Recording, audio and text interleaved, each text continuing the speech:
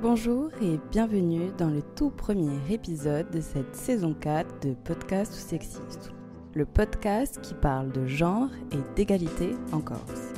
Moi, c'est Audrey Royer et aujourd'hui nous allons parler d'inceste.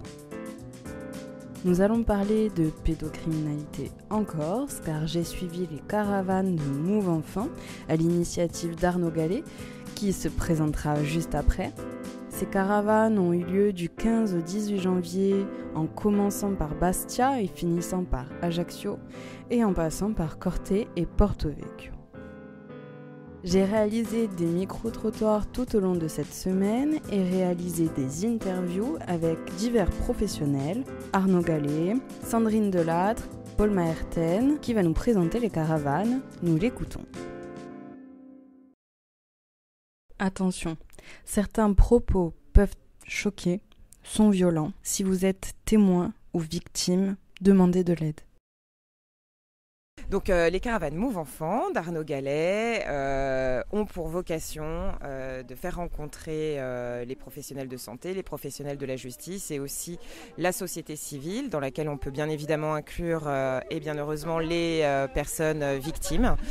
Et le but de ces caravanes est de confronter à la fois l'expertise de la personne victime et les outils et les aménagements prévus par les professionnels de santé et de la justice.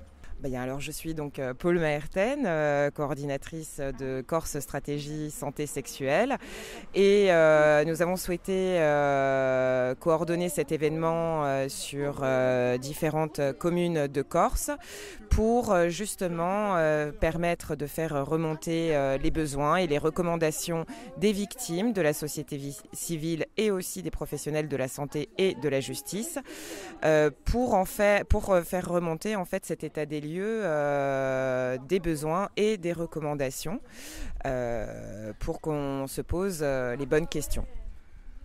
Et aussi, en vérité, améliorer le parcours de santé et le parcours judiciaire des personnes victimes, mineures, et aussi d'arrimer, puisque c'est une question qui se pose, d'arrimer santé et justice. Merci Paul pour cette introduction. Avant de définir l'inceste, je vais laisser Arnaud Gallet se présenter et présenter Move Enfants.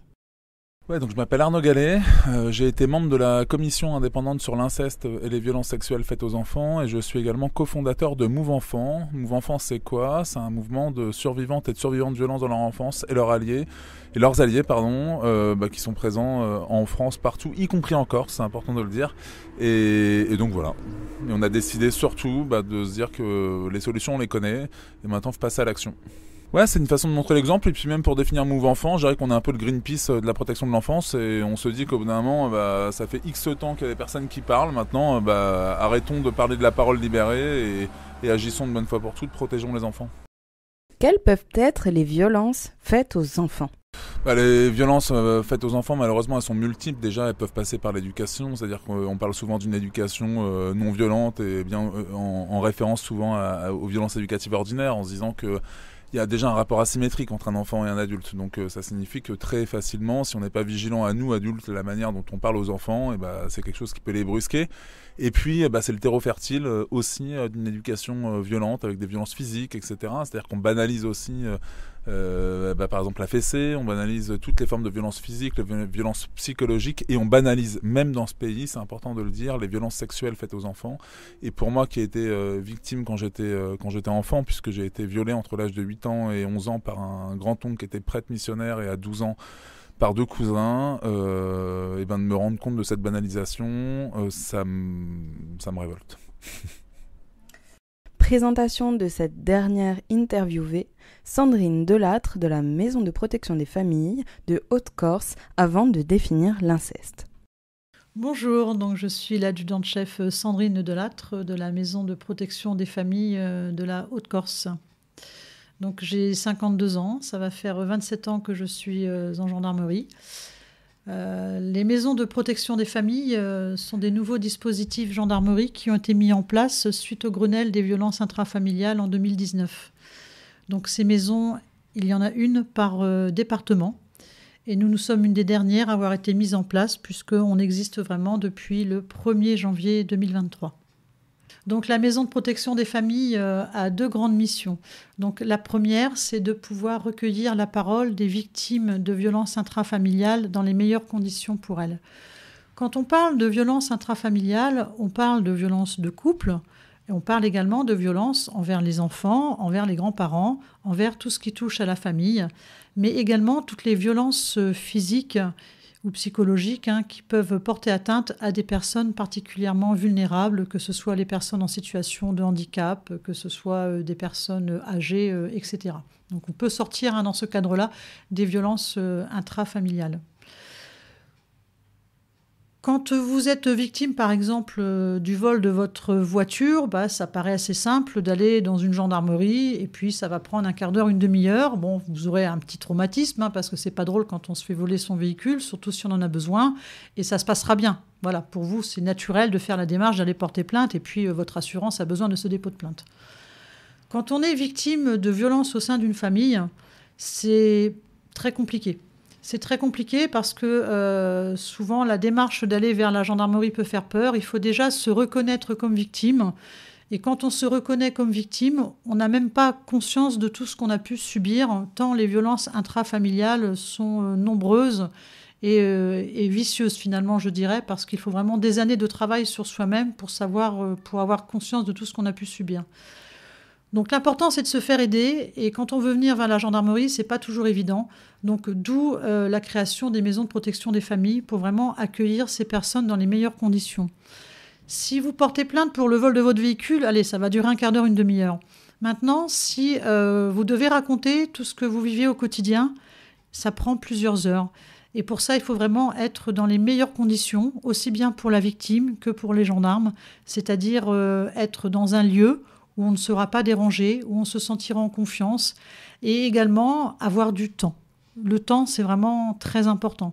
C'est-à-dire qu'il faut éviter de venir à 11h si à midi je dois aller chercher mes enfants. Le gendarme ne peut pas tout retranscrire en 1 heure. Donc les maisons de protection des familles, justement, sont là pour les victimes, pour qui ça serait compliqué de faire le pas jusque dans une brigade de gendarmerie. On se déplace partout sur toute la Haute-Corse, en civil ou en uniforme.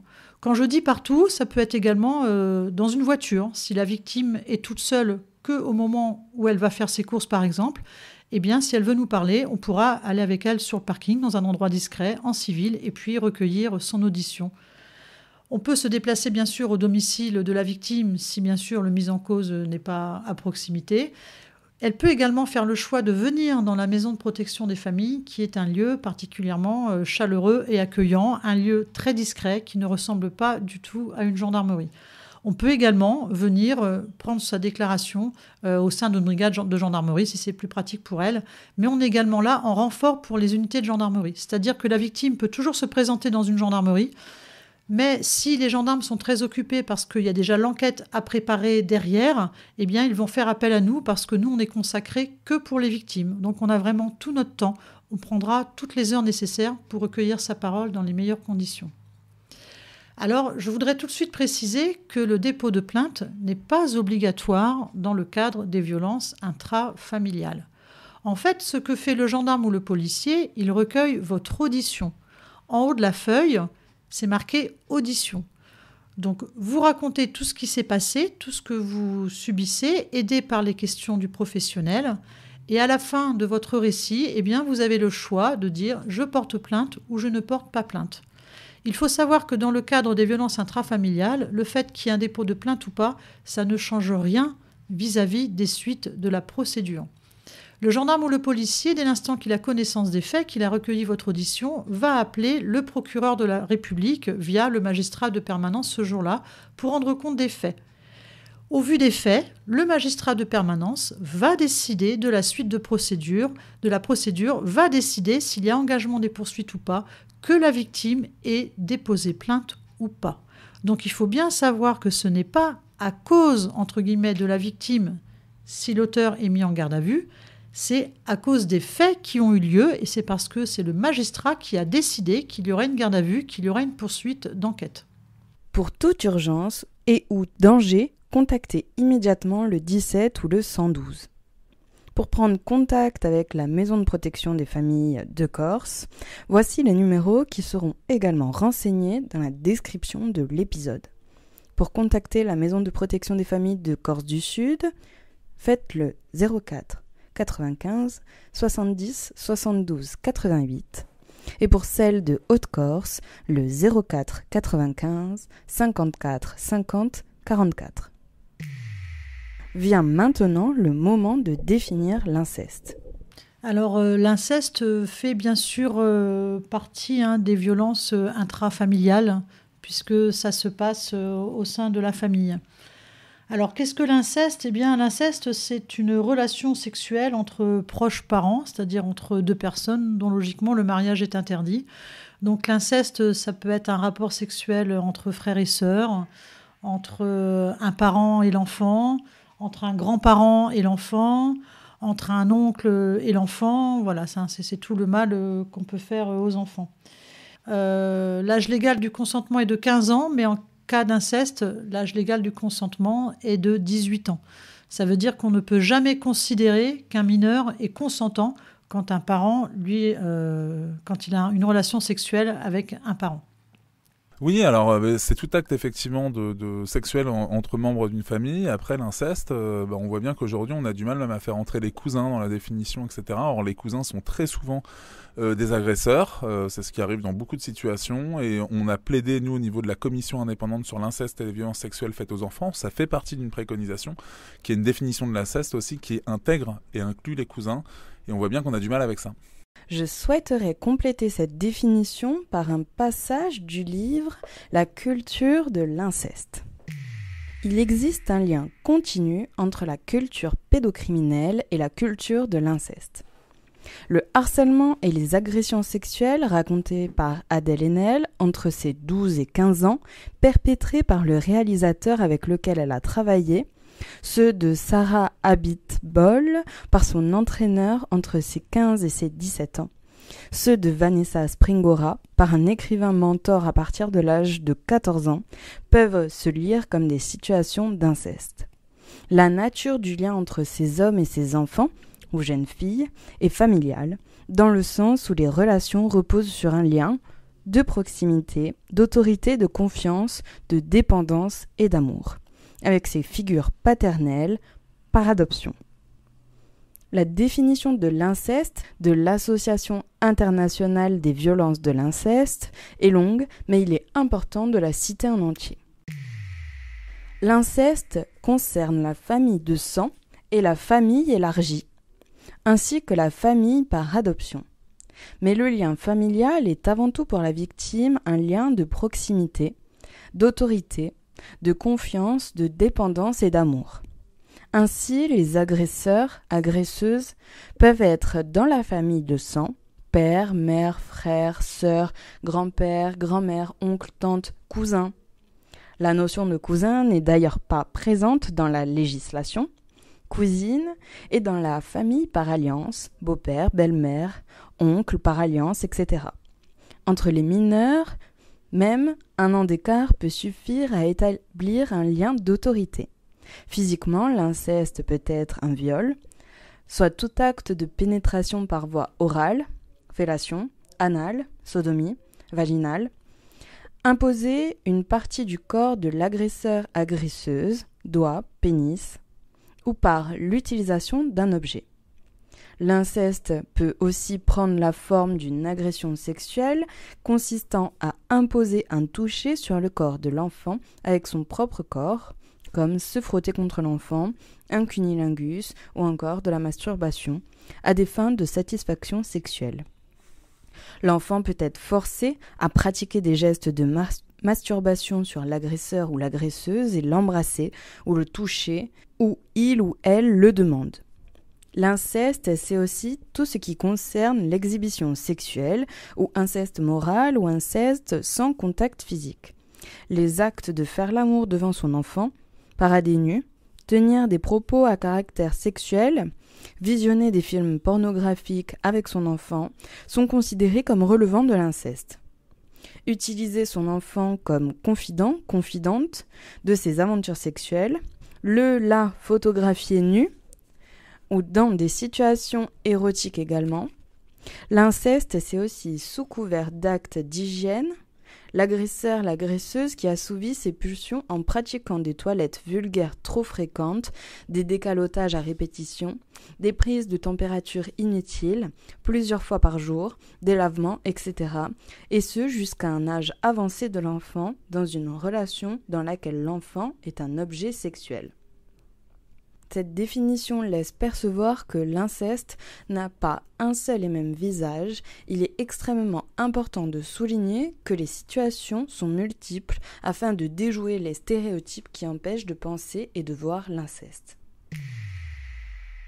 Écoutons à présent un témoignage recueilli lors des caravanes en Corse. La voix a été modifiée pour préserver l'anonymat. Bonjour, donc voilà, je suis une maman, la maman d'une victime, et je tenais à être présente aujourd'hui ici afin d'essayer de lutter contre ce fléau qui est la pédocriminalité, parce que j'imagine que vous tous qui êtes ici dans la salle, vous êtes un peu comme moi, on pense toujours que ça arrive aux autres, ailleurs, dans des univers qui nous sont étrangers. C'est pas nous, bien sûr que c'est pas nous, nous on est bien, nous on est intelligents, nous on fait attention, nous pas nous, non, pas nous. Si, nous ça nous arrive, à nous ça arrive, sans même qu'on le sache. Et un jour on tombe, et on a un mal fou à se relever. Et c'est inimaginable. Alors, oui, je tenais à être là pour lutter, pour essayer d'apporter ma contribution à cette lutte, à faire quelque chose pour que ça n'arrive plus. C'est peut-être beaucoup dire, mais essayer de juguler, d'arrêter, de faire quelque chose, quoi qu'il en soit.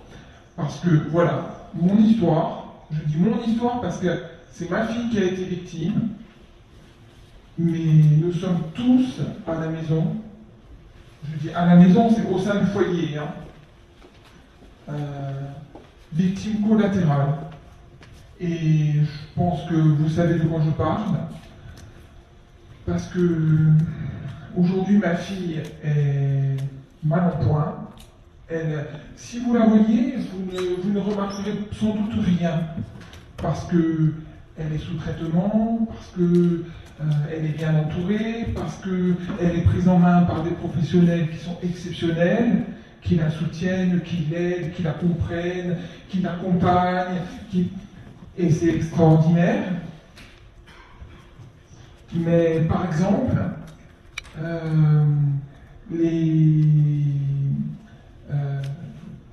les comportements d'évitement, les regards, les attitudes parfois.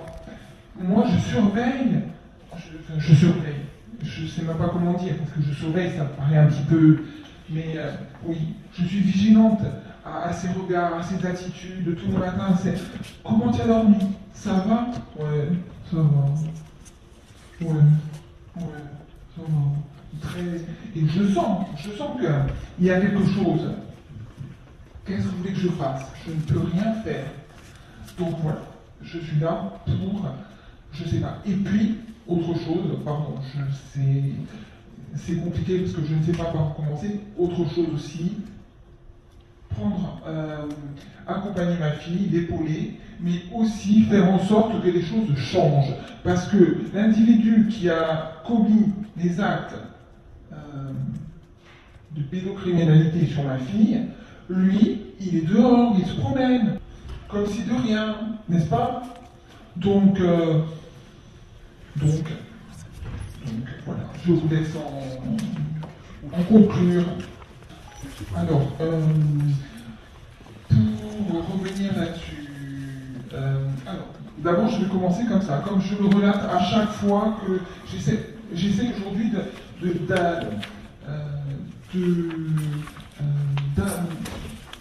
prévenir, de dire aux gens faites attention, soyez vigilants, veillez sur vos enfants, accompagnez-les, soignez là, regardez. Ça faisait déjà, comment vous dire? Alors, je vais le relater comme ça. Est une enfant brillante. Elle a toujours été brillante depuis qu'elle est rentrée en classe. Le problème étant que, un jour, moi j'ai constaté que la petite, elle avait changé les attitudes, les regards, vous savez, les épaules toujours rentrées, le regard fuyant, toujours à terre.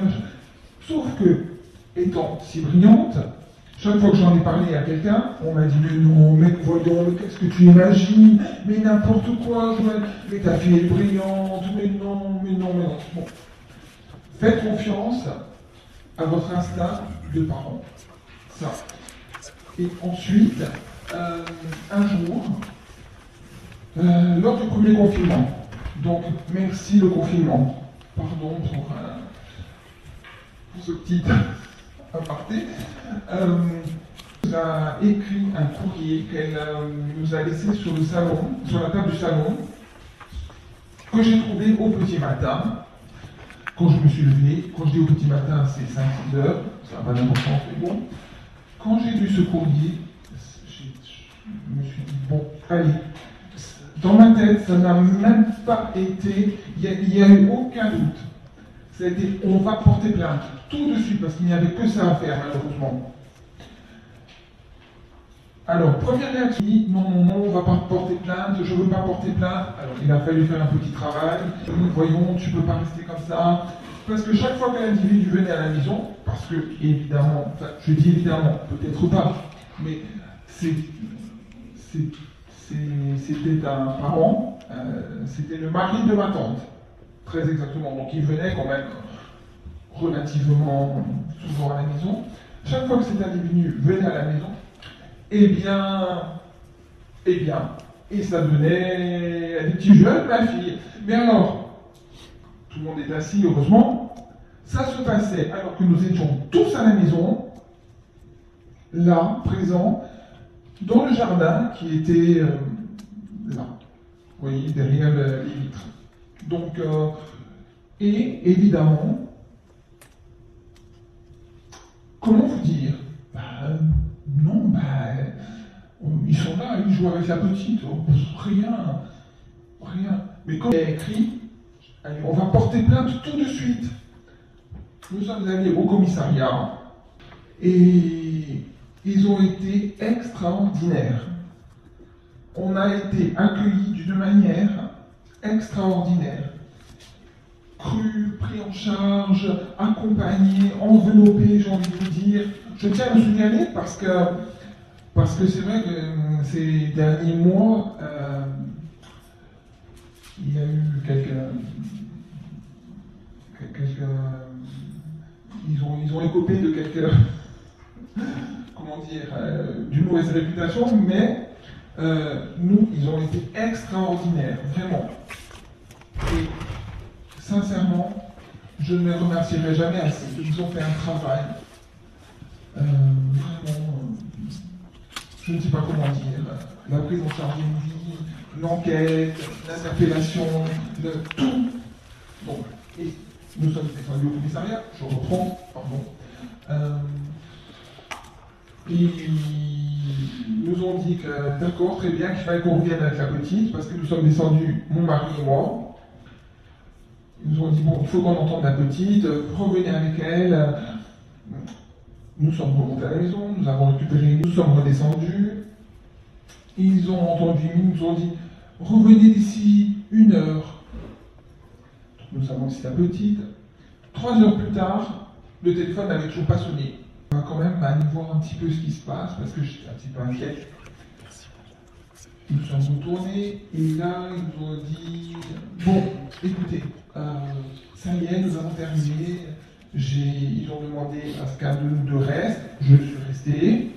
J'ai posé des questions du type, est-ce qu'elle vous a parlé? Est-ce qu'elle vous a dit ce qu'il m'a dit? Oui, elle nous a parlé. Elle en a dit plus que ce qu'elle n'avait écrit encore. Donc, voilà. Quand nous sommes repartis à la maison, Nous en avons parlé un petit peu avec qui était toujours un petit peu. Et quand il a été interpellé au petit matin, ça y est, il est en prison. Et là, vous auriez vu là, ma fille, déjà, c'était le soulagement. Bon, après, s'en sont suivis des mois et des mois et des mois pour la procédure, pour les enquêtes. Alors, autre chose aussi, pour rebondir sur ce que vous disiez tout à l'heure, sur ce qui se passe dans les différentes sphères, c'est que, évidemment, pendant l'enquête, évidemment, personne ne savait rien. On n'a rien su. Oh, non, il est bien. Quand il a été condamné, finalement, pour tous les chefs d'inculpation qui lui étaient reprochés, parce que pendant 2 ans, il a crié haut et fort qu'il mentait, qu'elle ne savait pas, elle n'avait pas compris, que j'étais une folle, qu'on en voulait à leur argent, qu'on en voulait à leur bien, bon, et que, encore une fois, j'étais folle.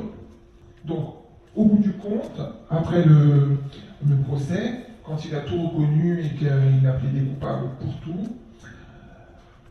là, les gens, ah oui, on savait, ah oui, c'est comme ça, ah oui, mais tu sais, moi aussi, ah oui, mais on savait qu'il était comme ça. Ah oui, tout le monde savait, personne n'a parlé, personne n'a jamais fait rien, aucun signalement, rien. Alors, je peux comprendre, parce que si on va dire de quelqu'un qui a un petit peu, c'est pas une notoriété, mais c'était quelqu'un de connu, c'était quelqu'un dont tout le monde disait que ah oui, lui, oh, il est bien, oui, on mange avec lui, on boit, on fait plein de choses, ouh, il est bien. Bien sûr que si quelqu'un va dire, ouh, vous savez, il m'a fait ça. Ah oui, vous avez des preuves. Je comprends que ça peut être compliqué. Mais je pense que si, à un moment donné, on subit quelque chose, au moins une main courante, quelque chose, un signalement, je ne sais pas, ça aurait peut-être pu éviter tout ce qui nous est arrivé. Et on sait aussi qu'il y en a d'autres. Il y a d'autres victimes, mais après, si personne ne se manifeste et si personne ne porte plainte, autre chose, encore, parce que porter plainte, oui, porter plainte, il faut quand même savoir que ça a un coût. Je ne sais pas si je peux parler de ça, mais ça a un coût porter plainte. Alors oui, je peux comprendre aussi qu'on n'allait pas porter plainte comme si on allait acheter boire son café, et d'accord. Et voilà. Donc tout ça fait que. Et ensuite, je m'arrêterai là parce que je ne veux pas dire tout ça.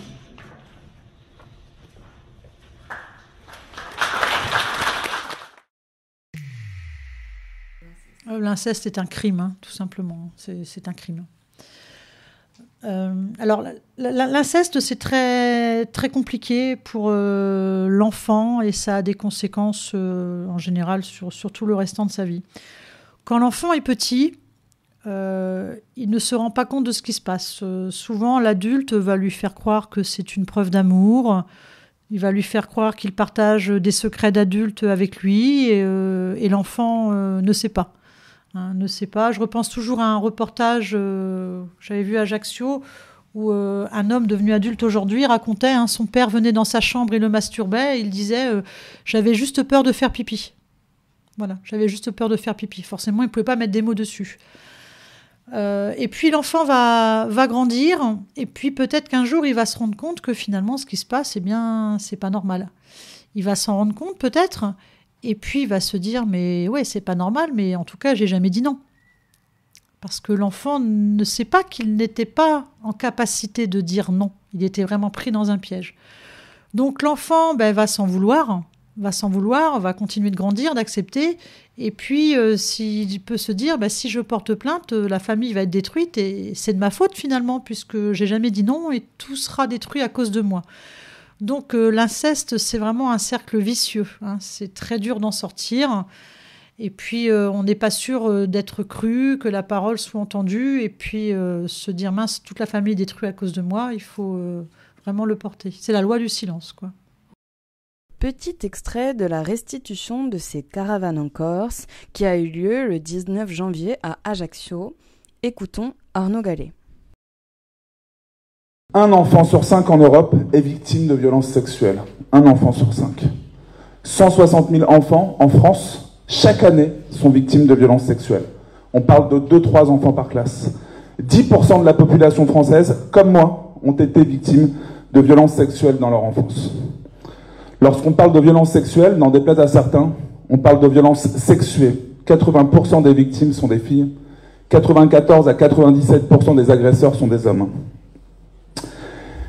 Les plus vulnérables ne sont pas épargnés. C'est important de le rappeler et on l'a vu en Corse. Rappelons que l'OMS, l'Organisation mondiale de la santé, nous dit que les enfants en situation de handicap sont 4 à 5 fois plus exposés que les autres enfants. En ce qui concerne la justice, d'après l'Observatoire national de la délinquance et des réponses pénales, moins de 4%, je dis bien moins de 4% des enfants victimes de viol déposent plainte. Moins de 4%.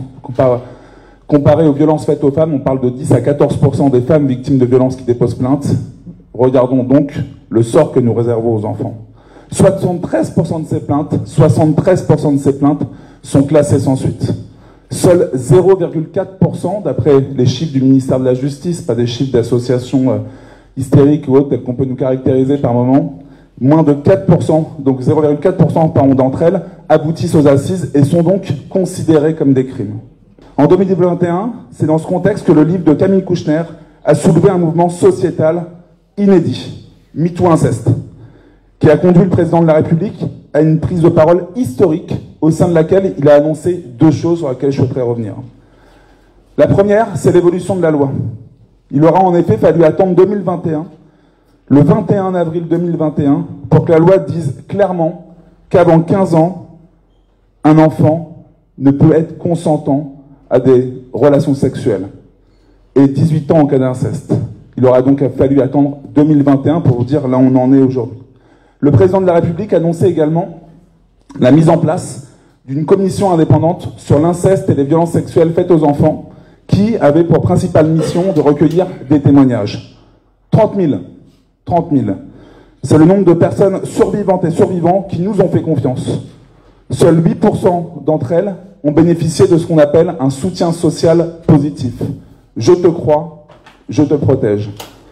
Cela veut dire que 92% des personnes restantes, donc la très grande majorité, ont eu à subir la double peine, je dis bien la double peine imposée par un soutien social négatif.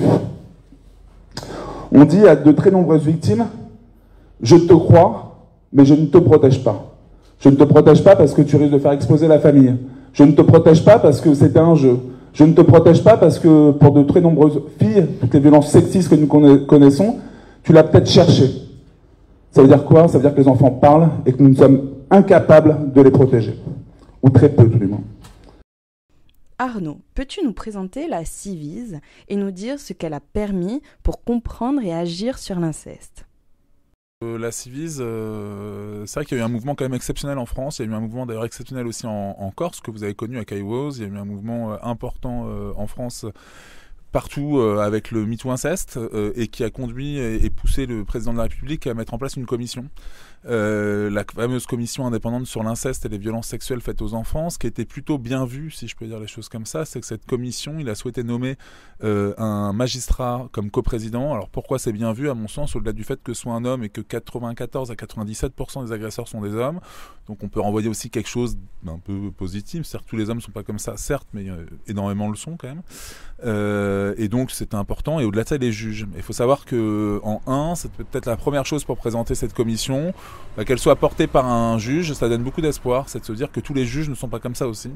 Et que certains juges même veulent que les choses changent. Donc c'est un peu difficile, voilà. Et l'autre coprésidente, qui était Nathalie Mathieu, C'est une personne qui était investie dans les institutions, notamment les associations, je vais y arriver, et également l'administration. Et là aussi, c'est important parce que on voit bien que dans certaines institutions, il y a une vraie remise en question sur la manière dont on vient protéger les enfants et qu'elles viennent elles-mêmes, en sa qualité de coprésidente avec le juge Durand, incarner ce changement possible. Je pense que c'était vachement positif. Et puis, pour présenter la commission, cette commission, il y avait des membres également dont je faisais partie. Et nous, en tant que survivantes et survivants, on était membres qualifiés.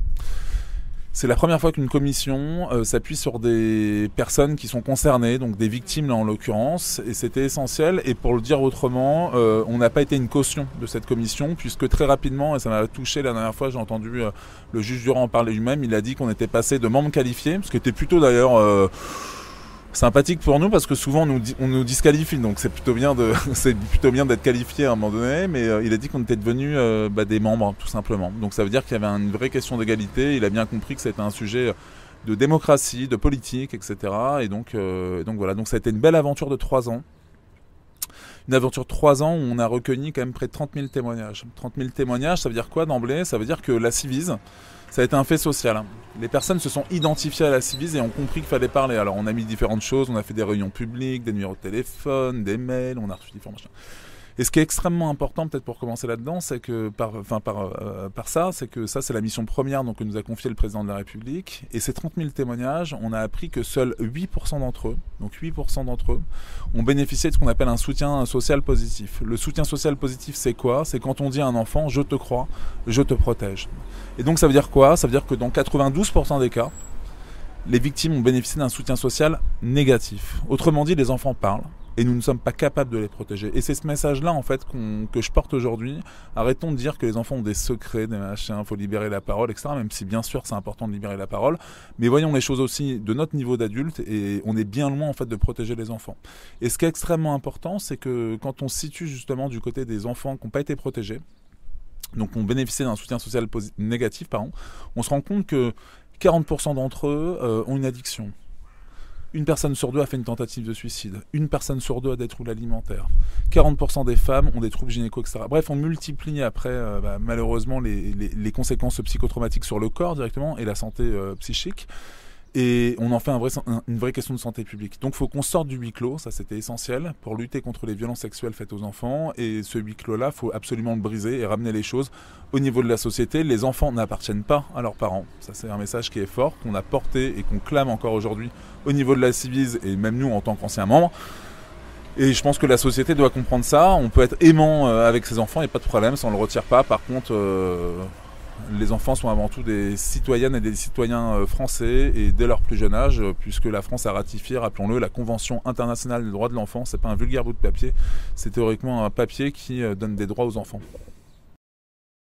Je voudrais évoquer à présent 3 points.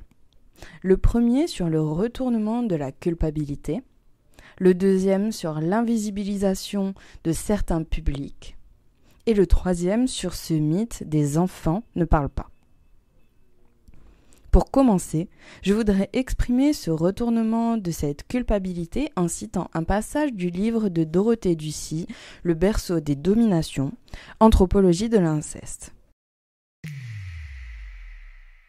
La stratégie qui consiste à retourner la situation, à faire porter à l'enfant la responsabilité du rapport sexuel imposé et à transformer le tout en un tout petit commerce paisible et quasiment systématique. Les incesteurs font des incestés des putes. Une fois rétribuée, la fillette n'est plus une petite fille forcée, mais une pute, à qui on a acheté un service. L'hypersexualité, même si elle est imposée, pèse sur la moralité des victimes et les entache.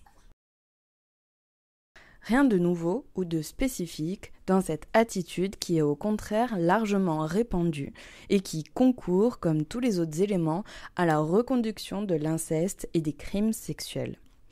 Le soupçon d'immoralité pèse à jamais sur les victimes de viol, même lorsqu'elles sont petites filles. Dès lors que l'incesteur paie son plaisir sexuel, primo, il n'est plus un violeur, et secondo, l'incesté n'est plus violé. Livre très complet pour comprendre la mécanique de domination par l'inceste. Deuxième point, je voudrais vous diffuser un extrait de l'entretien que j'ai eu avec Intimagir, petite présentation avant de passer au public invisibilisé. Emma Closter, chargée de projet pour le Centre ressources Intimagir Corse. Aude Grisogne, donc animatrice réseau pour Intimagir Corse et sexothérapeute de formation.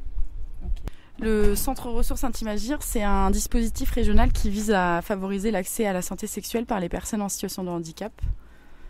Toute tranche d'âge et tout handicap. Toute typologie. Ce qu'on entend par la santé sexuelle, ça regroupe l'accès à la vie intime, affective, sexuelle, la lutte contre les violences sexistes et sexuelles et le soutien à la parentalité. La question de l'inceste et des violences sexuelles sur les enfants touche évidemment aussi les personnes en situation de handicap et c'est presque un facteur aggravant et une fragilité en plus qu'il peut y avoir sur ces questions-là. Et on parle peu d'inceste, mais on parle encore moins d'inceste sur les personnes en situation de handicap, les enfants.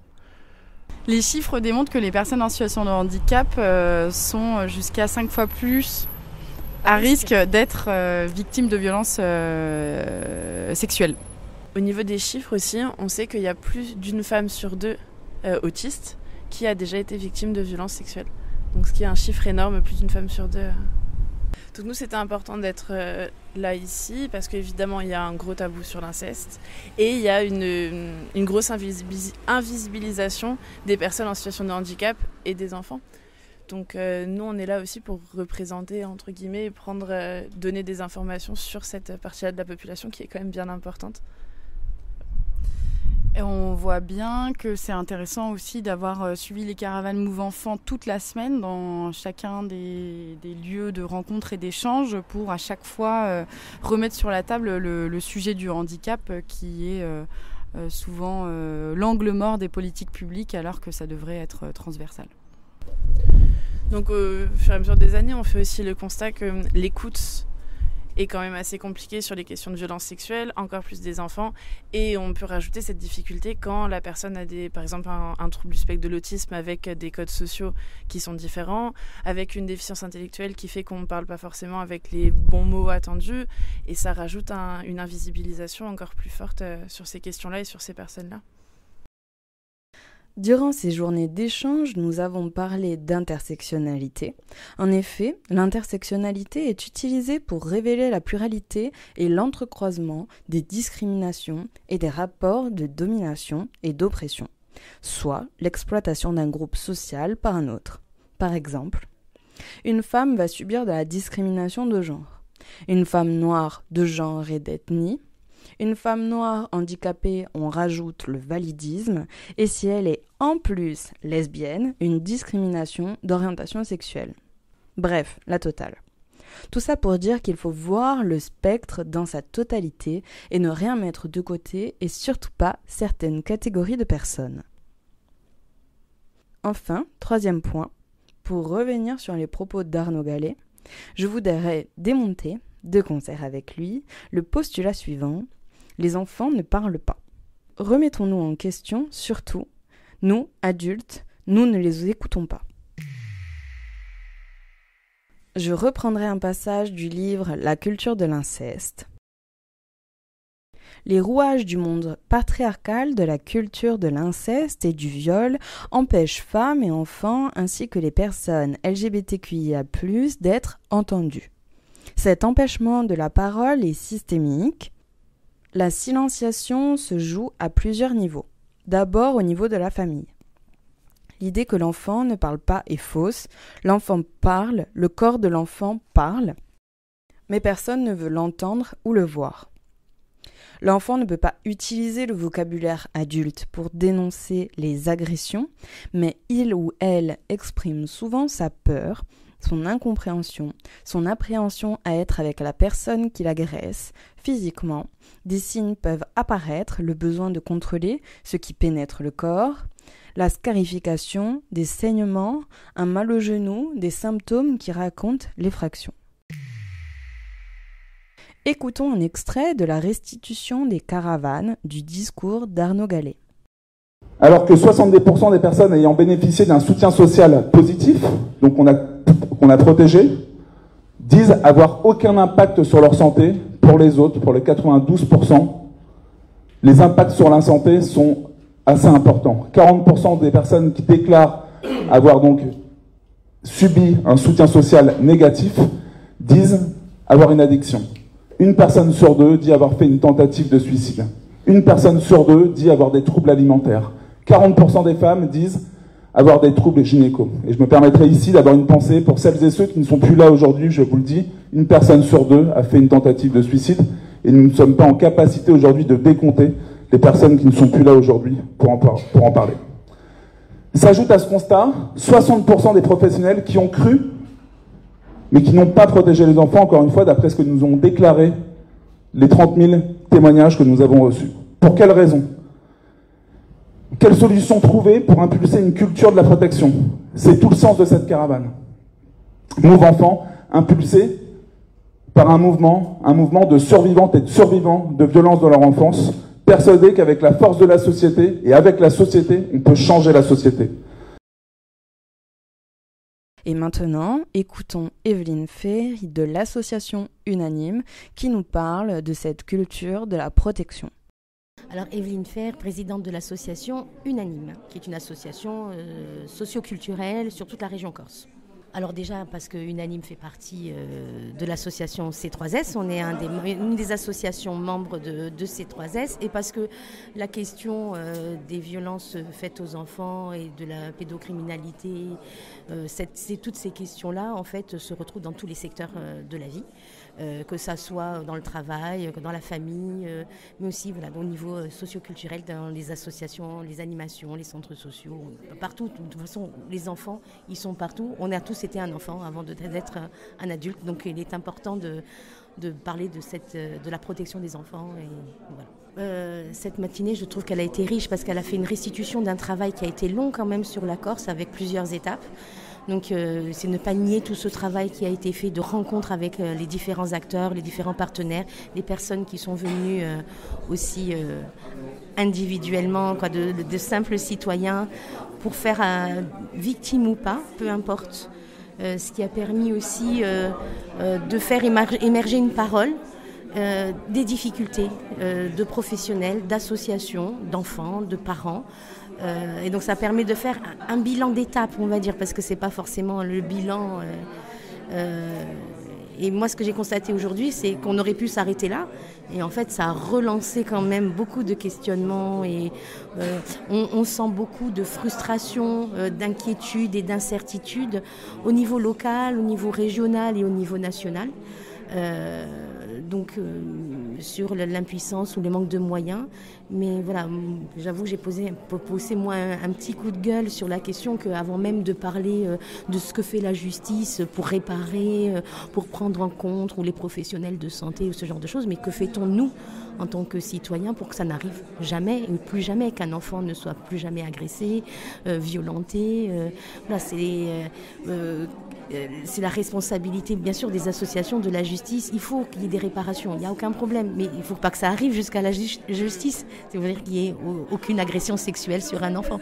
Voilà, et aucune agression sexuelle tout court. Mais voilà, ça commence, comment on peut faire un bébé violé oui, mais malheureusement, ça existe. Il ne faut pas fermer les yeux, il ne faut pas se déresponsabiliser dans les familles, dans les écoles, partout. On est tous responsables. Et dire que ça n'arrive qu'ailleurs ou que ça ne peut pas arriver chez soi, ça n'arrive pas dans mon village ou ce genre de choses, c'est faux. On sait que ça arrive. Et il ne faut pas le banaliser non plus. Et il faut le prendre en compte. Donc, que fait-on pour faire ça ? Voilà, donc cette action-là, moi, c'est pour ça que j'ai posé mon coup de gueule. C'est bien beau de se renvoyer la balle de structure en structure. Vous n'avez pas fait ci, vous n'avez pas fait ça. Voilà. Et ce qui m'a après un peu dérangé et que je n'ai pas eu le temps de dire, c'est chaque professionnel est bon dans sa partie, où il fait tout ce qu'il peut avec les moyens qu'il a. On fait remonter dans les préconisations qu'on a un besoin de coordination. Comment peut-on arriver à se coordonner quand on reporte la faute sur l'autre? Moi, je fais bien, et c'est vous qui faites pas bien. Non, la coordination, c'est comment on fait mieux ensemble. Même si on fait bien chacun dans notre coin, la coordination, elle doit servir à ça. On doit faire mieux ensemble. Et mieux se parler, parce que c'est pas juste se coordonner, de se donner des infos, c'est comment on fait évoluer les choses, comment on fait régresser le taux d'agression. Les propos d'Evelyne Ferry sont toujours très justes, et ici font écho aux propos d'une personne victime d'inceste qui a bien voulu me parler de comment ça se passe. Comment est-ce que les enfants parlent et de l'importance de tous les citoyens et citoyennes à être en alerte pour venir en aide aux enfants. Nous l'écoutons. Ce que je pense déjà, c'est qu'au niveau de la prévention, il faudrait, au niveau de l'éducation nationale, commencer dès le plus jeune âge, au niveau même de la maternelle, sur en fait, l'espace de chaque enfant. En fait, qu'est-ce qu'on peut faire où on n'est pas obligé de s'asseoir sur les genoux de tonton ou rien que le bisou sur la bouche à papa, maman. C'est difficile pour un enfant en fait de parler s'il n'est pas cru par sa famille, si c'est justement ses parents qui sont censés le protéger, si ce sont eux qui l'abusent. Il ne sait pas à qui parler. Donc c'est pour ça qu'en fait il faut au niveau de l'éducation nationale faire le premier pas, faire des cours sur justement faire venir des intervenants. Au collège c'est déjà trop tard parce que ça commence très tôt et au collège on est déjà dans la colère et on ne peut pas déjà que les gens qui étaient censés nous protéger ne nous protègent pas, ils nous abusent. Donc comment faire confiance et parler à des gens qu'on ne connaît pas. Donc c'est pour ça qu'il faut qu'il y ait une prévention qui soit faite dès le plus jeune âge. Et vous parlez aussi des professionnels, du coup en disant si déjà nos parents on n'a pas confiance. C'est ça, comment et puis en plus c'est pas nos parents qui vont nous amener voir ces gens-là, vu que ce sont eux nos agresseurs. Après ça peut être tonton, papy ou quoi, c'est familial et donc souvent la famille est dans le déni. C'est plus facile de fermer les yeux que d'ouvrir. Donc tout ce sujet doit être en fait est tabou, il faut que tout ça soit levé. Au plus on parlera, au plus même les gens qui ne sont pas victimes en fait, parce que justement les gens qui sont victimes parleront si tout le monde en parle. Ça commence de là en fait et à partir de là, parce que les enfants en fait ils parleront entre eux et donc un autre enfant parlera à ses parents et ses parents pourra dénoncer et, voilà. Donc c'est pour ça que tout commence la prévention dès le plus jeune âge. Voilà. C'est très intéressant, mais ce que je vois, c'est toujours le même, comme je dis, voilà, c'est que professionnel en fait. Il n'y a que des gens du professionnel de la protection de l'enfance. Donc on est toujours dans le cas où les enfants parlent. Mais il y a la normalité en fait. Dans mon cas, c'était normal de vivre ce que j'ai vécu. Donc du coup, il n'y avait aucune raison pour moi de parler. Malheureusement, c'est là le problème. Donc tous les gens qui sont ici, c'est bien, mais ce sont des gens où les enfants viennent et parlent parce que quelqu'un les a crus, en fait. Donc c'est ça qu'il faut modifier et c'est sur ça qu'il faut avancer. C'est déjà des personnes sensibilisées. C'est déjà des... Voilà, c'est ça. Il faut vraiment avancer là-dessus sur les enfants qui n'osent pas parler parce qu'ils ne savent pas ce qu'ils vivent en fait. Parce que quand on répète tous les jours à un enfant, tu es beau, tu es gentil, tu es intelligent, il a confiance en lui. Si tous les jours on lui donne une claque, c'est normal pour lui de recevoir cette claque. Si tous les jours il reçoit des violences sexuelles, pour lui c'est normal de recevoir des violences sexuelles. Surtout qu'en fait la normalité se fait jusqu'à 7 ans. Et en général, les victimes d'inceste enfants, ça commence beaucoup plus tôt. Donc c'est normal. C'est pour ça qu'il faut, dès le plus jeune âge, commencer à sensibiliser pour que les enfants puissent parler entre eux et que les autres enfants parlent avec leurs parents.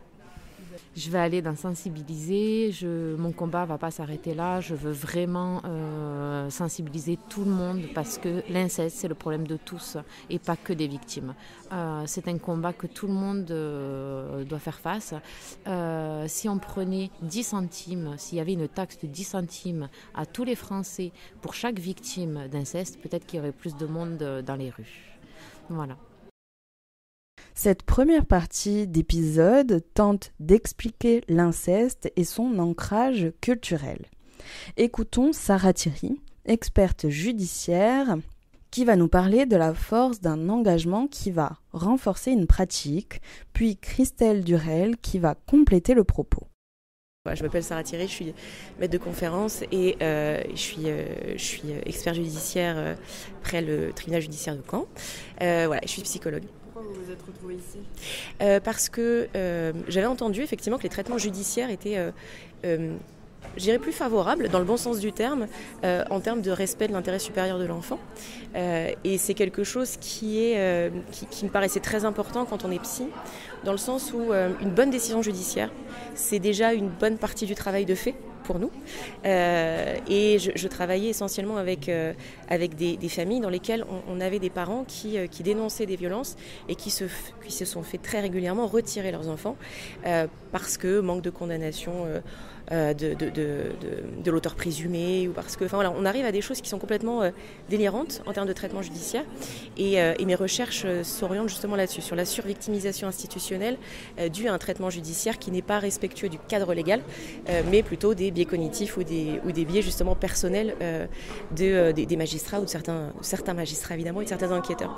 Et c'est vrai qu'en Corse, j'avais entendu parler de sensibilisation peut-être plus importante aux violences sexuelles, aux réalités de terrain, avec des décisions qui étaient plus respectueuses effectivement, à la fois de l'intérêt supérieur de l'enfant, ce qui devrait être suivi à peu près partout, et en même temps des connaissances qu'on pouvait avoir dans la symptomatologie de l'enfant qui dit ou qui montre par tous les moyens qu'il a pu être victime de violences sexuelles. Je pense qu'on a tous des biais, ce qu'on appelle de positionnement personnel. Ça veut dire que quelque chercheur ou quelque professionnel que ce soit est issu de sa culture, de son milieu, de son environnement, de ses expériences, de ce que vous voulez. Et on est tous imbibés par nos représentations, tous autant que nous sommes. Et c'est vrai que l'objectif et le travail de l'expert, c'est de les identifier et d'essayer, en les identifiant, de minimiser leur impact. Mais effectivement, ce qui revient souvent dans des expertises abusives, c'est la notion de on a ici des militants féministes. Et c'est assez, je trouve, assez rigolo, parce que ça nous montre quand même qu'on a un manque de connaissances sur les connaissances qu'on a aujourd'hui dans l'étiologie, notamment des auteurs de violences sexuelles qui ont été développés par les courants constructivistes aux États-Unis et qui étaient portés par des mouvements féministes. Donc c'est pas incompatible. Ce qu'il faut pour arriver à avoir des données scientifiques, c'est de respecter des méthodologies qui nous permettent de nous prémunir de nos biais et d'assurer que ce qu'on cherche, c'est bien ce qu'on cherche, et que les données qu'on arrive à récolter sont interprétées correctement en fonction de nos protocoles que l'on est tous amenés à suivre. Vous avez pensé de cette matinée ? Alors j'ai trouvé ça très intéressant, la transdisciplinarité. J'ai trouvé qu'il y avait quand même du monde par rapport au fait qu'on soit en semaine, que c'est une journée complète, donc c'est assez prenant, il faut s'organiser. Mais j'ai trouvé que c'était très intéressant, que les constats qui étaient différents, pas nécessairement incompatibles, mais en tout cas différents, apportaient, je trouve, un bon éclairage. Et je suis pressée de voir ce qui va se passer cet après-midi quand on va passer dans les groupes un peu plus concrets et voir ce qu'on va pouvoir tirer de tout ça. Ok, donc moi je m'appelle Christelle Durel et je suis bénévole pour l'association C3S. Donc là je viens d'assister à toutes les conférences liées aux caravanes sur les violences intrafamiliales, spécifiquement sur l'inceste. Donc il y a plusieurs choses qui ressortent de tous ces échanges. À travers tous les arrêts qu'on a fait en Corse. La première chose, c'est la présomption d'innocence, les deux notions de présomption d'innocence et de présomption de vérité. Ça, c'est quelque chose qui est récurrent et qui est crucial selon moi. Donc, il ne faut pas faire l'amalgame entre quelqu'un qui n'est pas encore jugé et le fait de prioriser son innocence par rapport à la souffrance des victimes qui, elles, attendent un jugement qui peut prendre parfois 1 an, comme on le constate sur le cas des violences intrafamiliales. Donc le principe de précaution, c'est quelque chose qui doit être prioritaire sur toute autre chose, sur la présomption d'innocence, pour ne citer qu'elle. Donc le principe de sécurité des enfants, c'est donc ce fameux principe de précaution qui est d'ailleurs évoqué dans les commissariats de police et de gendarmerie. Et c'est quelque chose qui a été établi il y a plusieurs années de manière officieuse et qui devrait l'être de manière officielle, ce fameux principe de précaution. Voilà, selon moi. Donc c'est la base pour protéger les familles. On voit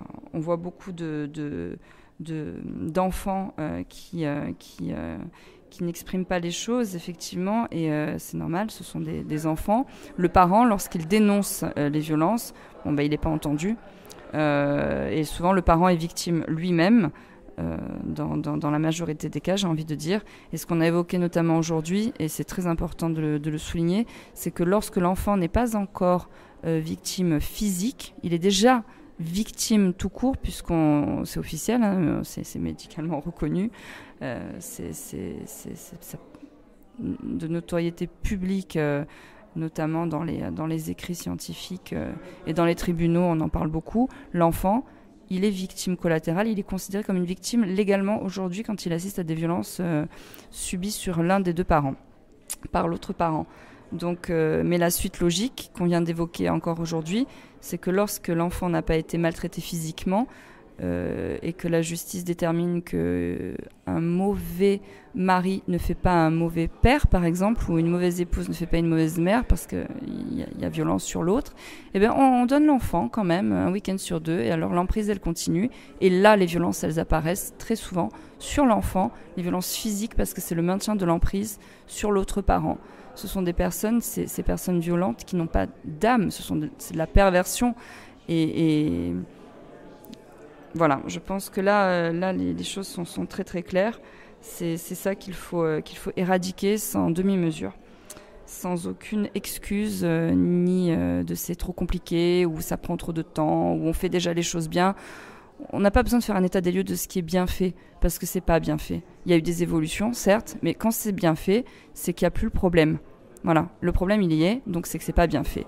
Il faut vraiment ne plus cautionner du tout cette violence sur les enfants, cette violence tout court dans la famille, parce que si c'était bien fait, ça n'existerait plus, tout simplement.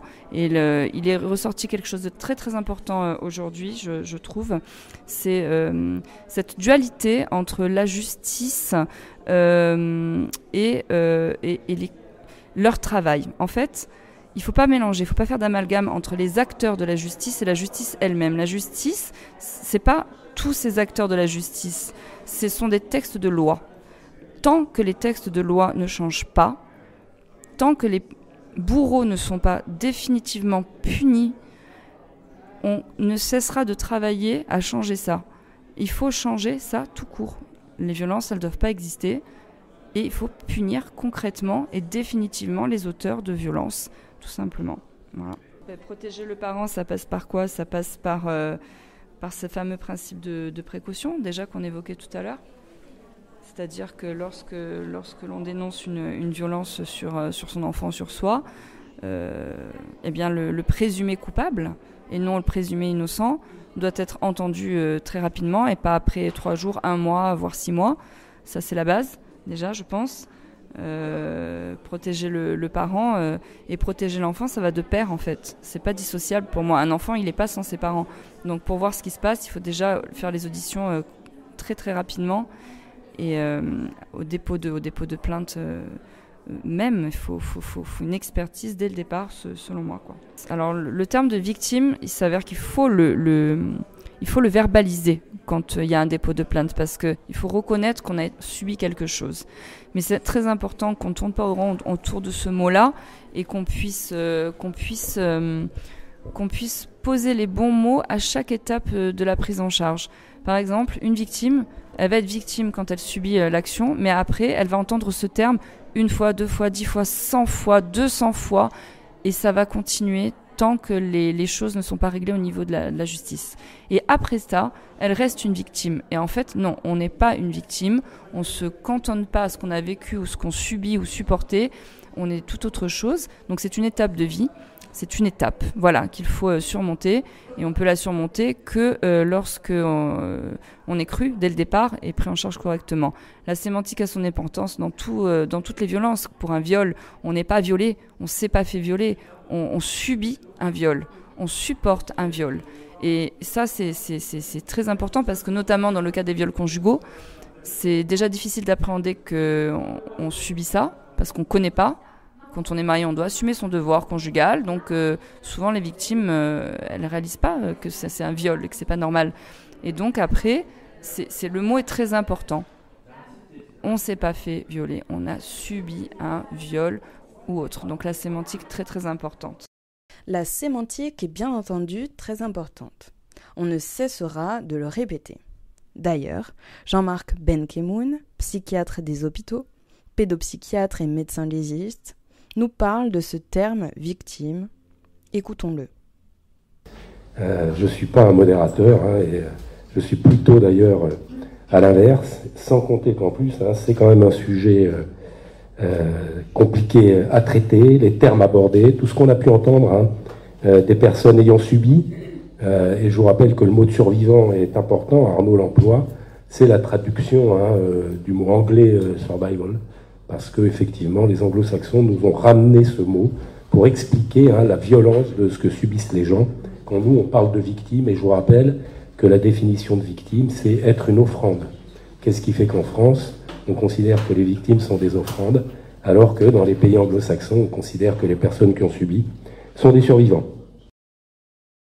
Et comme ça, il y en a des tonnes. Pour terminer, Christelle Durel nous parle de l'appellation sans suite. Le sans suite, ouais. Alors ça, c'est fascinant. Le classement sans suite, il faut changer ça au niveau de la société. Ça ne veut pas dire que les faits ne sont pas arrivés. Ça veut dire qu'une enquête, c'est très difficile à mener et qu'il n'y a pas assez de preuves pour pouvoir démontrer en justice que les faits sont les faits. Mais ça ne veut pas dire que ce n'est pas arrivé. Ça veut dire qu'on n'a pas assez d'éléments. Ça, c'est très important. Parce que sinon, la victime, après, elle pense que elle n'est pas crue encore. La société voit simplement qu'il y a sans suite. Donc, ça veut dire quoi? Ça veut dire que la victime est une menteuse. Faire très attention à la sémantique. Il faudrait trouver un autre terme que classer sans suite, ça c'est évident. Sophie Ettori, psychologue, nous parle de l'importance de l'explication des décisions de justice aux personnes que l'on accompagne pour éviter le surtraumatisme. Écoutons-la. Oui, donc je suis Sophie Ettori, je suis psychologue et responsable de la Maison des Adolescents Sud-Corse. Parce que au niveau du recueil de la parole, au niveau du repérage, c'est pas tout le temps nous, mais il arrive souvent que ça soit le psychologue qui soit en bonne place pour repérer une situation de violence récente ou ancienne. Alors, c'est ce qu'on essaye de faire, c'est que moi je communique à toutes les étapes en fait de la prise en charge quand il y a eu des violences sexuelles. Donc nous, en tant que professionnels de santé, on est dans l'obligation légale de signaler. C'est dans le cadre pour protéger la victime. Donc moi, j'essaye d'y mettre énormément de pédagogie, d'expliquer à toutes les étapes, d'être transparente sur ces... d'être transparente...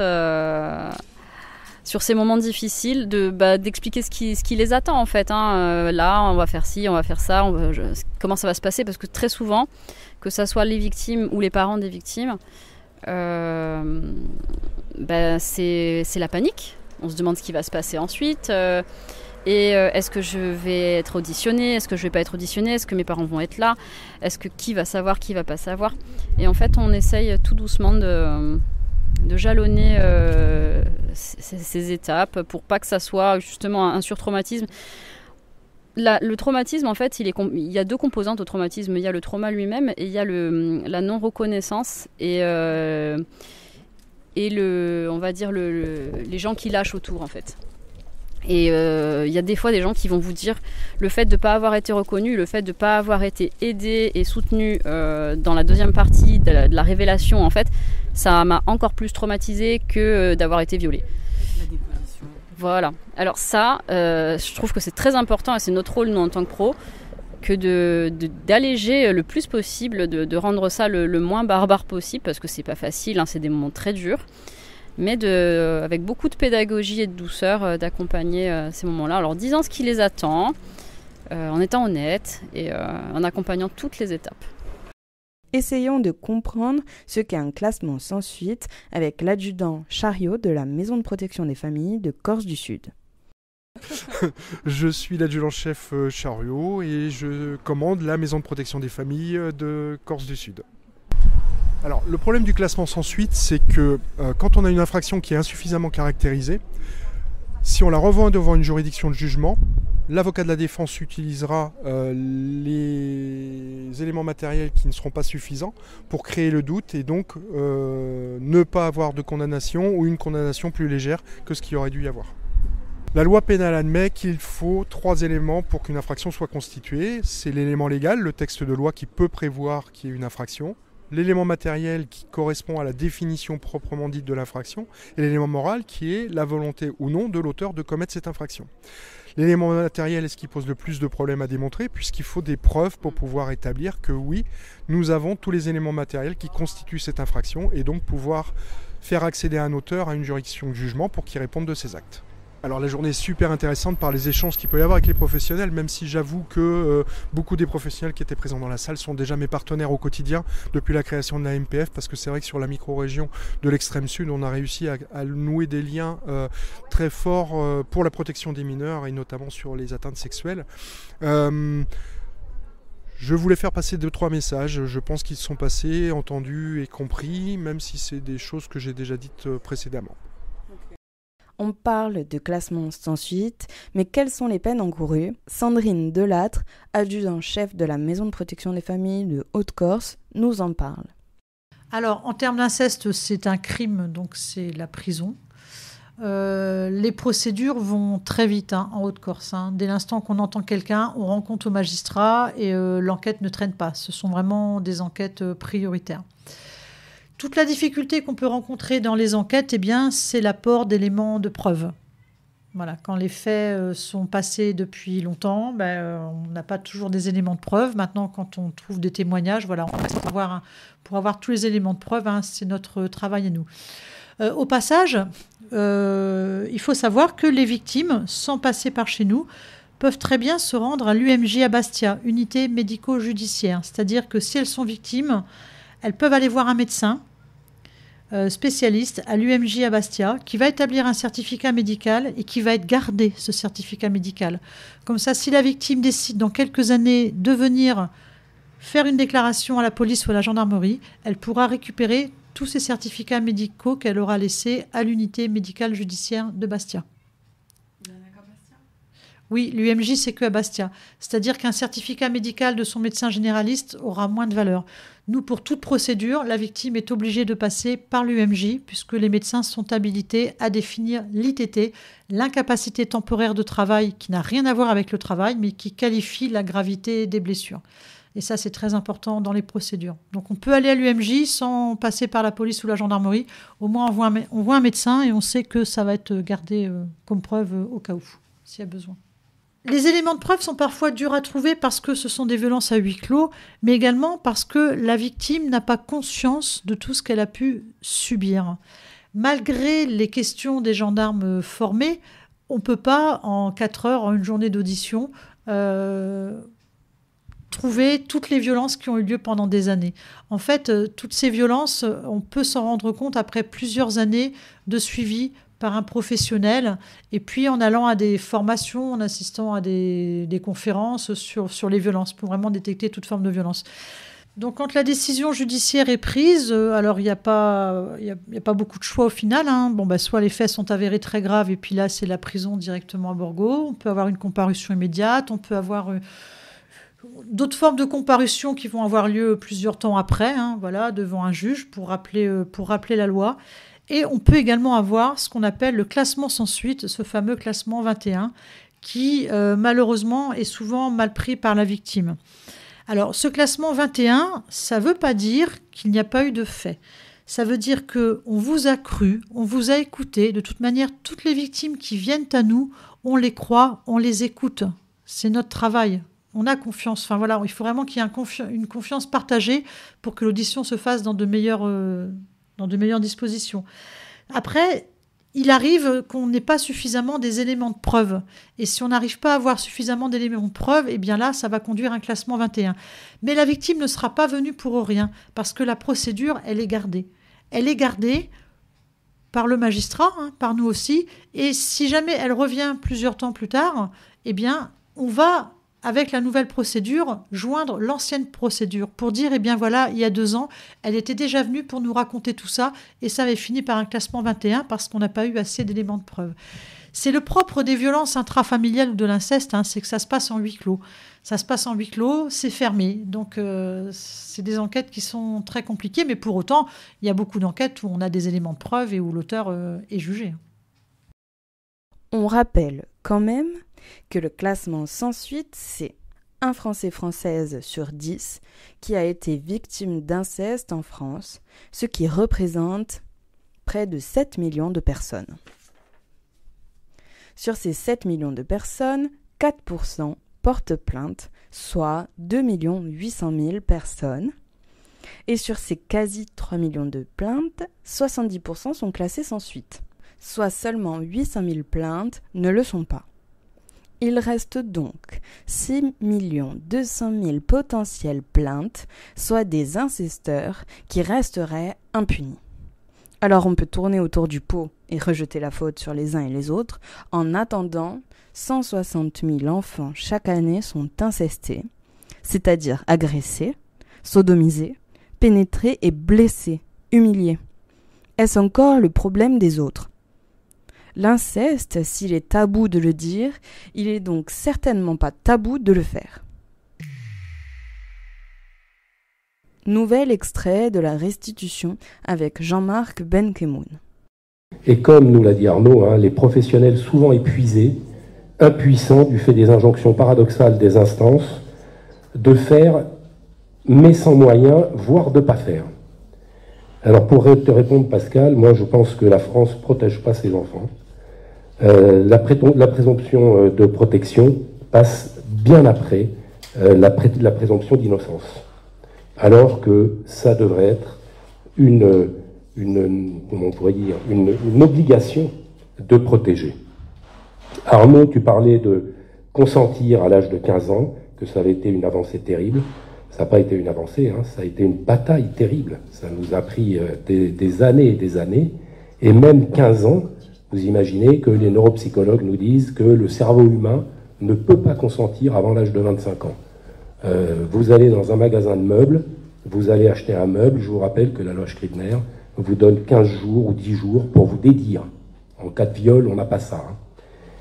Et en plus, cet âge de 15 ans, il a été décidé contre l'avis de la première dame de France, contre l'avis de Madame Macron. C'est important de le dire et de le rappeler, parce que ça veut dire effectivement que nos instances n'y sont pas. Je rappelle d'ailleurs que l'inceste est permis en France après l'âge de 18 ans.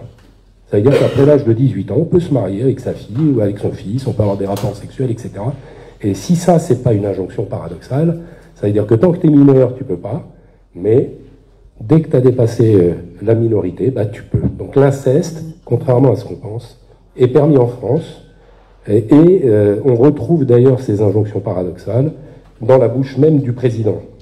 Je voulais mettre un petit peu de bémol, je modère tes propos sur le fait qu'effectivement, le président Macron a tenu des mots effectivement puissants, mais sur le terrain n'en a pas eu les retombées. Voilà, donc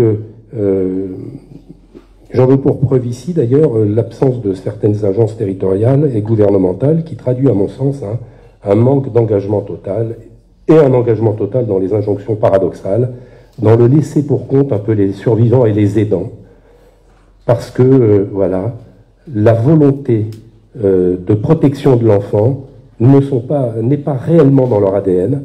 Je rappelle d'ailleurs que le familialisme est dans l'ADN de l'aide sociale à l'enfance. La loi, l'article 375, la loi qui détermine la protection de l'enfance et qui détermine le fait qu'on va donner au président du conseil départemental et donc ici au président de la collectivité territoriale la protection de l'enfance, passe en fait par le familialisme. Or, 80% des agressions se passent dans les familles. Donc ça veut dire que, vraisemblablement, il va falloir changer cet ADN de la protection de l'enfance et de l'ASE. Enfin, la protection de l'enfance, c'est l'affaire de tous, on l'a dit ici, c'est pas l'affaire que de nous, c'est l'affaire de tous. Et je rappelle que c'est d'abord l'affaire des parents. La définition de la parentalité est définie.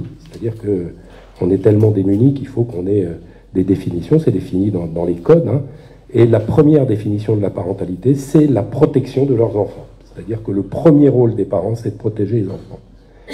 Ça veut dire que les parents agresseurs ne sont pas protecteurs, et donc ils devraient être déchus de leurs droits, alors qu'actuellement, le plus souvent, ils obtiennent paradoxalement la garde. Donc la protection de l'enfance, c'est l'affaire de tous, les parents. La société en cercle concentrique, le voisinage, la cité, l'école, qui garantit les liens d'attachement de l'enfant, hein, dont on sait la nécessité pour qu'il se construise positivement. Ça veut dire que c'est l'affaire de tous. Dans le livre La culture de l'inceste, Sokna Fall nous dit: dans ce contexte, la notion d'innocence insuffle l'idée que la justice interviendrait autant pour des raisons morales que pénales. Il n'est plus question de savoir si une enfant ou un enfant a bien subi ces gestes-là de cette personne-là, mais si, comme dans les contes moraux du siècle passé, l'enfant est ou non coupable de mensonges. Sokna Fall nous dit aussi: notre société préfère la solution à la compréhension. Nous savons tous et toutes que des enfants sont maltraités, violés dans leur famille et que le cerveau infantile se construit et s'adapte aux expériences précoces. Pourtant, nous regardons les enfants perturbés et les patientes en crise comme si les troubles étaient sans lien avec leur vécu. Dans les hôpitaux psychiatriques, les CMP, on reçoit les personnes en dressant l'amnèse de leurs symptômes et en retraçant leur parcours de vie, et ensuite, on laisse ces informations de côté. Le message envoyé aux victimes reste le même: vous êtes le problème. On ne vous a pas créé de problème. Ou encore, ne cherchez pas à vous comprendre et surtout n'accusez personne de vos malheurs. Ce discours est parfaitement efficace pour que rien ne change et que les auteurs ou autrices de violences continuent de perpétuer leurs crimes en toute impunité. Il y a un élément que nous n'avons pas encore pris en compte, il s'agit de l'amnésie traumatique, partielle ou totale, causée par un traumatisme. On en parle avec Sandrine Delattre. L'inceste, c'est de l'ordre du traumatisme. Pareil pour les violences conjugales, hein. C'est vraiment de l'ordre d'un traumatisme. Quand on pense traumatisme, il faut tout de suite penser traumatisme, le Bataclan, la guerre du Vietnam, voilà la guerre. Un traumatisme, c'est quoi? Ça veut dire que je vis dans un environnement qui n'est pas sécurisant et qu'à n'importe quel moment, la bombe peut exploser. Donc je suis toujours sur le qui-vive, en train d'attendre. Je me couche dans ma chambre, je ne sais pas si la porte va s'ouvrir ce soir. Je ne sais pas. Donc ça, c'est vraiment le traumatisme. Ça veut dire que pendant plusieurs années, on vit dans un environnement où on est toujours en hypervigilance pour se dire est-ce que ça va arriver ou est-ce que ça ne va pas arriver. Quand vous subissez quelque chose de violent, une agression, l'inceste ou autre chose, eh bien, pour supporter l'insupportable, il y a un phénomène qui va se mettre en place vis-à-vis du cerveau. Donc, il va commencer par ce qu'on appelle l'état de sidération. C'est-à-dire que je suis tellement surpris par ce qui se passe que mes muscles vont se figer. Je ne suis pas capable de fuir. Donc, je suis figée sur place. Je ne comprends pas ce qui se passe. Et mon cerveau va se déconnecter jusqu'à être dissocié. En fait, c'est une forme de protection du cerveau. C'est-à-dire que si je reçois un stress très violent et que je ne peux pas m'enfuir, eh bien, c'est simple, je meurs d'une crise cardiaque. Je vous fais un résumé en 3 secondes, parce que sinon, il faudrait plusieurs heures pour expliquer tout ça. Donc, pour pas mourir, le cerveau se dissocie, le disjoncteur se déclenche. Et je me dissocie. C'est ce qu'on va retrouver chez les victimes de viol, souvent, où elles vont raconter qu'elles se voyaient. C'est comme si elles étaient sorties de leur corps. Donc, à ce moment-là, eh bien, la personne ne ressent plus rien. Et puis, tout ce qui va se passer va s'inscrire dans le cerveau reptilien de l'arrière, le cerveau des émotions. Donc, on n'enregistre que des émotions, c'est-à-dire ça peut être des couleurs, des odeurs, des sensations. Mais on n'est pas en capacité, comme le cerveau est déconnecté, d'enregistrer tout dans notre disque dur qui est le cortex préfrontal, c'est-à-dire le lieu, le moment, l'heure exactement, comment ça s'est passé. Donc, quand on recueille la parole d'une victime d'inceste ou de violence intrafamiliale, eh bien, on a toujours du mal à avoir tous ces éléments parce qu'au moment où ça s'est passé, elle était en état de dissociation et ça ne s'est pas enregistré au bon endroit. Ça ne s'est pas enregistré au bon endroit ça crée un traumatisme qui va faire que à un moment donné, eh bien, ça peut être plusieurs mois, plusieurs années après, on ne sait pas pourquoi, je vais sentir une odeur, quelqu'un va dire une phrase, va sortir un mouchoir, ou voilà, et puis d'un seul coup, je vais avoir un flash et je vais revivre ce qui s'est passé. Et le traumatisme, c'est vraiment ça, c'est de revivre sans arrêt ce qui s'est passé. Le traumatisme, c'est quelque chose qu'on n'a pas digéré. C'est complètement différent d'un deuil, où le deuil, on va pleurer les premiers mois, les premières années, parce que, par exemple, notre grand-mère est décédée. Mais normalement, logiquement, voilà, au bout de 6 mois, 1 an peut-être, on va avoir fait le deuil, puisque c'était la logique des choses. Donc on va pouvoir penser à notre grand-mère sans revivre le traumatisme de sa mort. On va revivre les bons moments qu'on a vécus avec elle. On ne va pas pleurer à chaque fois qu'on va parler d'elle. Le traumatisme, c'est complètement différent. C'est-à-dire que quand je me remémore cette situation de manière volontaire ou involontaire, parce que quelque chose va me le rappeler, eh bien je vais revivre cet événement. Donc je vais être très mal. Et quand je suis traumatisée, j'ai beaucoup de mal à avancer dans la vie. On va le voir chez beaucoup de victimes d'inceste. Une grande partie d'entre elles vont avoir des parcours très chaotiques après dans leur vie, vont être instables, vont avoir du mal à trouver un métier, avoir une vie normale, entre guillemets. Pour les adolescents, c'est l'inceste, donc ce traumatisme, c'est une grande souffrance. Comment est-ce qu'on fait pour masquer une grande souffrance ? Eh bien, on va s'en créer une autre. C'est-à-dire que l'adolescent peut se diriger vers des conduites addictives. Il peut aller vers la scarification, il peut prendre des stupéfiants, il peut avoir des conduites très dangereuses pour lui, il peut consommer beaucoup d'alcool. En fait, c'est un petit peu le principe. Si j'ai mal aux pieds, je me cogne la tête et j'oublie que j'ai mal aux pieds. Donc finalement, pour cacher ce traumatisme, je vais me mettre une autre souffrance, une souffrance pour cacher une autre souffrance. Mais j'en suis pas spécialement conscient. Donc c'est des comportements qui peuvent des fois permettre, nous aider à déceler des personnes qui seraient victimes d'inceste. De même que le fait de faire pipi au lit très tard dans sa vie, jusqu'à 10-11 ans, voire plus, ça peut également refléter de l'inceste au sein de la famille. Pour en savoir plus sur l'amnésie traumatique, je vous renvoie vers les travaux de Muriel Salmona. Muriel Salmona, qui parle également de la prescription dans certains de ses articles. Alors, qu'est-ce que la prescription, Sandrine ? Pour l'inceste, on a prescription jusqu'à 30 ans après la majorité, donc à 18 ans. Ça veut dire que jusqu'à 48 ans, il n'y a pas prescription. On a des victimes qui ont 40 ans, qui viennent raconter des choses qu'elles ont subies pendant leur enfance. Et c'est bien sûr, c'est pris en compte par la loi. Il y a prescription, car il peut y avoir amnésie traumatique. Arnaud Gallet le raconte dans son livre Témoignage « J'étais un enfant ». Il peut y avoir également beaucoup de culpabilité de la part de l'incesté, et donc donner cette impression de non-légitimité à dénoncer des faits, ou bien la peur encore. Lorsqu'il y a suspicion, il doit y avoir un signalement. S'il n'est pas tout à fait clair dans la loi et pour les professionnels que le signalement est obligatoire par la loi, il y a ne serait-ce que l'obligation d'assistance à personne en danger. Même si la protection devrait être plus de l'ordre de l'inné que de l'obligation, on s'entend. Et alors ce signalement doit être fait à la CRIP. Mais alors, qu'est-ce que la CRIP ? C'est la cellule de recueil des informations préoccupantes. Tout enfant dont on pense qu'il peut être victime, on reçoit une information dans notre service et on la qualifie ou non d'information préoccupante ou on transmet au parquet pour signalement. Donc c'est uniquement pour les personnes mineures ? Oui. Et c'est quoi, vous faites des enquêtes ? Alors non, on reçoit des informations qui peuvent nous arriver de particuliers, d'institutions, de un peu de tout le monde, ou par appel, ou par personnes qui se présentent directement à notre service. Donc on fait ce qu'on appelle une analyse de premier niveau. Donc on vérifie si c'est un enfant qui est déjà connu par nos services, ou si la famille bénéficie d'un suivi social, et on essaye de vérifier à minima les informations. Et on déclenche ou non une évaluation. Pourquoi c'est important pour la CRIP d'être là pour ces caravanes ? C'est important de se tenir informé de tout ce qui se déroule sur le département et d'être acteur de ce qui s'y passe. Ok. Qu'est-ce que vous avez pensé de cette journée ? Parce que là, on arrive bientôt au terme en plus. C'est très enrichissant.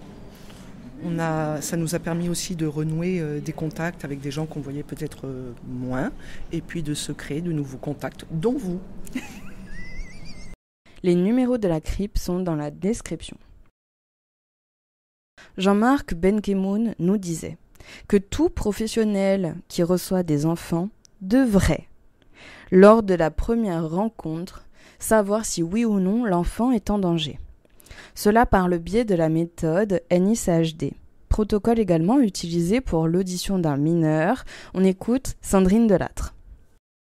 Alors, en principe, un mineur doit être entendu avec l'autorisation des parents. Maintenant, si ce sont les parents qui sont mis en cause, les parents ne seront pas au courant. Donc ça arrive également de temps en temps dans nos enquêtes. Donc le magistrat décide de désigner un administrateur ad hoc et puis l'enfant est accompagné par une autre personne, bien sûr à l'insu des parents si c'est le ou les parents qui sont mis en cause. Donc on reçoit à la maison de protection des familles des enfants victimes d'inceste, des adultes victimes d'inceste dans leur jeunesse. Donc soit directement à la maison de protection des familles parce qu'on a un salon qui est vraiment très apaisant pour toutes les personnes, ou bien alors, comme le prévoit le protocole, suivant l'âge, dans une salle spécialement prévue pour auditionner les mineurs. Donc ce sont des auditions filmées. Donc l'enfant sait qu'il est filmé, on lui explique. Les gendarmes sont spécialement formés, donc c'est un protocole NICHD, c'est un protocole canadien, car ils sont très en avance sur nous sur beaucoup de choses, également en termes de prévention. Et donc, il y a 2 gendarmes. Donc, un gendarme avec l'enfant, les caméras, une mise en confiance, et un gendarme qui écoute derrière une vitre teintée pour être sûr qu'il n'y a pas des questions qui ont été oubliées pour éviter d'avoir à recevoir l'enfant une deuxième fois. Le protocole NICHD, National Institute of Child Health and Human Development, est une technique d'audition qui a pour vocation de recueillir le témoignage des enfants, témoins et victimes dans les meilleures conditions. Initialement conçu pour l'audition des mineurs de 4 à 12 ans, victimes de violences sexuelles, il est également adapté pour les témoins mineurs et adolescents ou adolescentes. Les grands principes de ce protocole sont la non-suggestibilité et l'adaptation des questions aux capacités de l'enfant, dans le but d'obtenir un récit le plus riche et le plus fiable possible. Pour terminer, Sandrine l'a abordé, parlons des auteurs. Je voudrais vous lire un passage du livre Le berceau des dominations. Si les hommes qui violent et ou incestent ont toujours l'impression qu'ils ne forcent personne et que leurs partenaires ont toutes et tous été consentants, c'est aussi parce que les différentes manières dont ils ont obtenu un rapport sexuel n'ont jamais ressemblé, même de loin, à la situation idéale typique du viol. Ils ne se sont pas postés au coin d'un bois en guettant une jeune inconnue à attraper. Vous n'avez pas pris le nom de cette jeune femme au sérieux ? Vous n'avez jamais pensé que cette petite aventure était un viol. Pour terminer cette partie, je dirais tolérance zéro, comme dans ce livre, pour tout type de violence. Pour la violence psychologique et la violence physique, si tu n'as pas ravalé l'insulte que tu as balancée à la gueule de ton copain, qui t'avait énervé, ou contredit l'insulte que tu as reçue de ton copain que tu n'as pas attendu parce qu'il était en retard, tu rends admissible l'insulte. Tu t'exposes à ne plus réagir s'il t'arrive par la suite de te faire encore salement traiter. Le cycle des violences, schéma d'intelligibilité du phénomène de la violence conjugale décrit par les féministes, se joue bien en amont de la relation dysfonctionnelle entre conjoints. Le tabou de la violence conjugale s'explique par la gêne généralisée à dénoncer quelque chose qu'on s'est tous habitués à taire et dont la révélation est empêchée par le poids successif des 1001 expériences antérieures de silence. Ajoutez à cela la naturalisation des violences sexuelles et sexistes, pensées comme pulsionnelles, ce qui joue en faveur de l'absence de volonté politique d'éradiquer le viol. Et on voit mal comment les filles de toutes les autres personnes violées réaliseraient qu'elles vivent un viol. Je vous retrouve dans une deuxième partie pour parler plus amplement des caravanes en Corse.